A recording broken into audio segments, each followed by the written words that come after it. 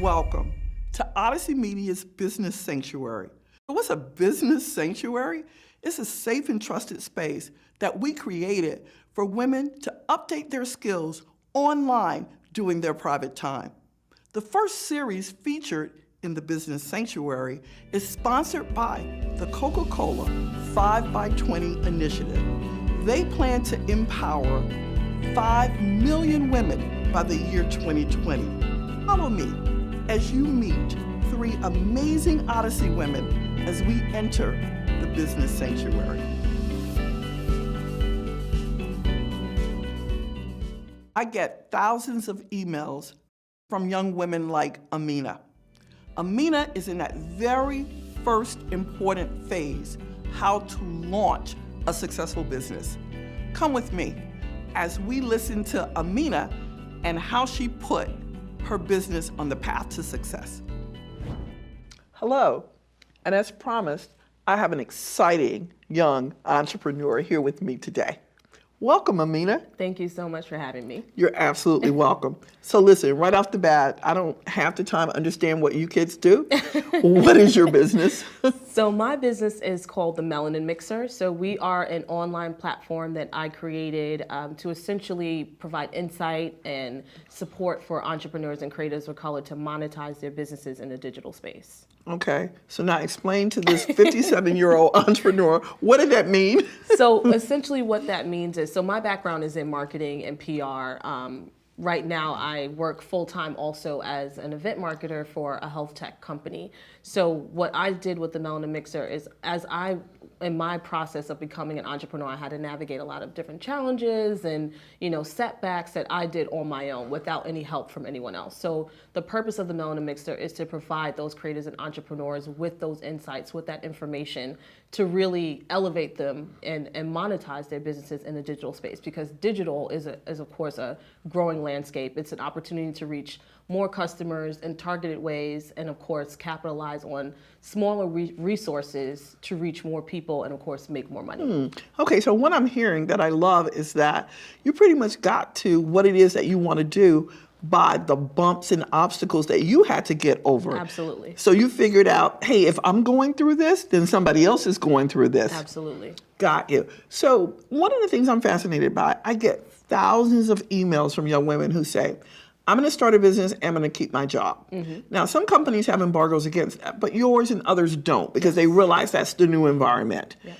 What's it like, and can you give 100% to the job that you 9 to 5 and the sidekick job that you're also starting your own business? So essentially I'm able to do both because I work for an organization that is flexible, and they were founded on the principles of entrepreneurship. Okay, so wait a minute. So they're okay with all of their employees doing these side things and starting their own companies and working for them? Yes, they are. Wow, that is a new environment. Yes. That's not my company.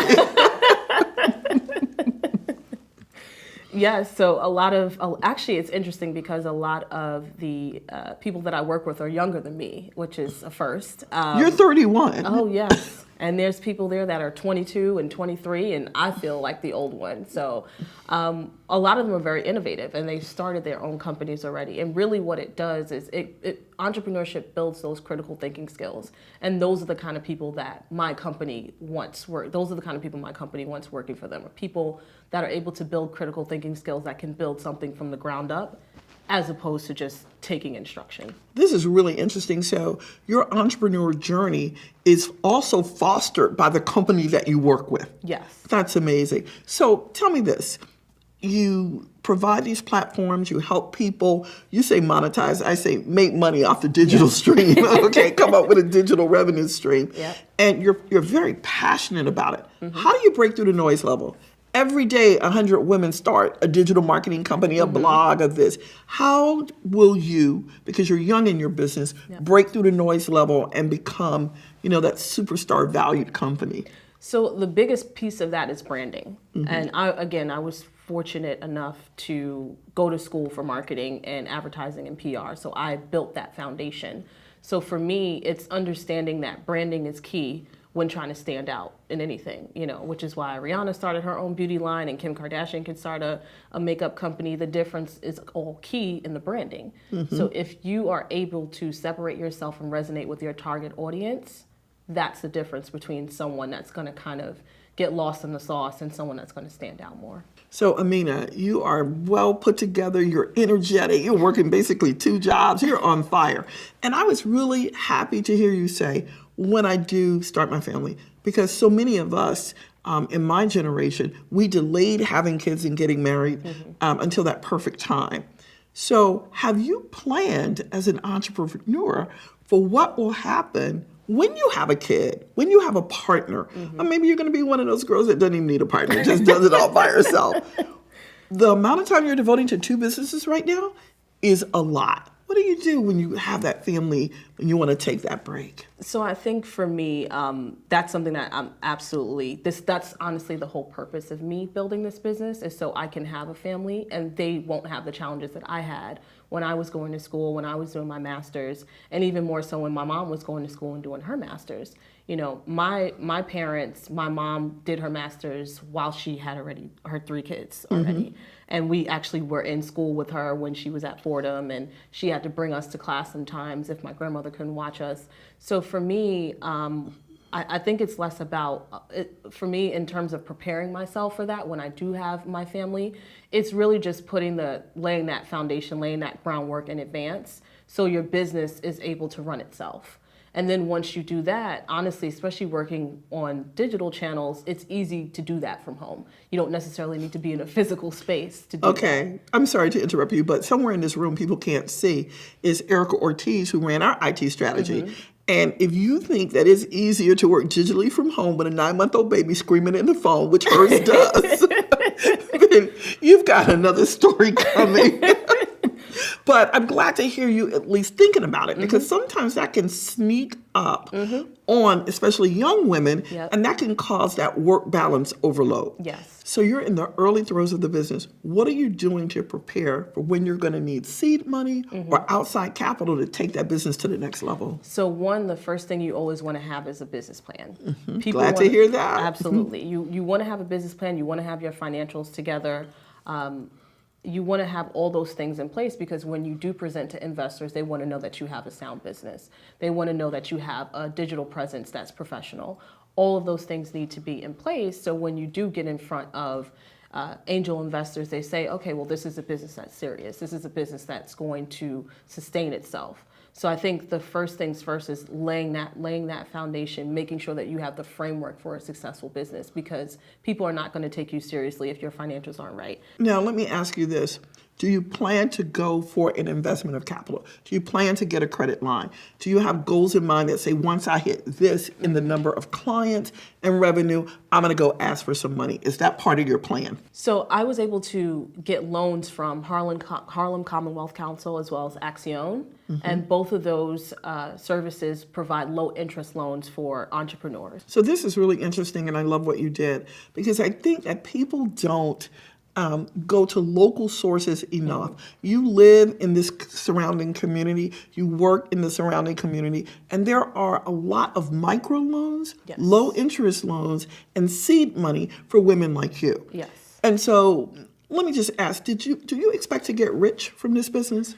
I think, you know what, for me, it's really, I think wealthy is probably the better term. That's a good one. Yes. I think wealthy is probably the better term, because I want something that I can pass on to my children. So being wealthy is probably more important, something that's sustainable so that they can carry that legacy on for generations to come. One of the things I'm impressed with you about is you did not leave your job to start a company and say, I'll make enough money right out the bat. What made you say, I got to do both of these at the same time? I think it's about being responsible, and fiscally responsible, and also mentally responsible. Because what happens a lot of times is, with social media, people think that entrepreneurship is something you just get up and you do without a plan. And you just can't do that. You have to have some type of stability, because that also helps you to maintain your creativity. If you're stressed out, if you're upset, if you feel like you can't figure out what the next step is, that a lot of the times comes from financial stress. So I think for me, it was maintaining my full-time job while also pursuing this on the side. It allows me to still not feel those stresses that you typically get as an entrepreneur, bootstrapping everything. Of course. And one of the things I'm really proud to have you say that I hope that many of our young women and college students who watch these videos is you just can't jump out and own a social media company. We're not going to have too many Mark Zuckerbergs. We aren't. And so the discipline, which is a thread that keeps going in and out of all the women that I'm interviewing, of a goal, a plan, working toward it, the sacrifices that you make is phenomenal. I want to end with this. This is a crazy economy. Disruption happens on a daily basis. What happens if what you're working on gets disrupted by an Amazon-like company that owns digital marketing? Have you planned for that? So I think you plan for that by always being in a state of constant learning and growth. For me, as much as I know about marketing, there's so much more to learn. You can never rest on your laurels. You can never be a person that says, well, I already know this already. You don't know what you don't know. And I feel like you have to constantly be in a state of growing, learning, understanding, and being at, the cusp of anything new that's happening. And I think for me, that's what I've always been, because that's how you find out what's always going to be coming around the corner. Great. Well, Amina, I got to tell you something. You're one to watch. Still don't quite know what you do, but it sounds great. Thank and you. People are paying money for it. Yes. So I know that you're going to succeed. The Odyssey women are going to be here for you. You're becoming a part of our younger Odyssey audience that we absolutely love, and I wish you much success. Give me 2 tips for young women that are watching this online workshop on how they ought to do it and launch a business. Discipline and balance. So discipline and balance. Amina, that's a common thread that keeps running through all the conversations I'm having with other entrepreneurs.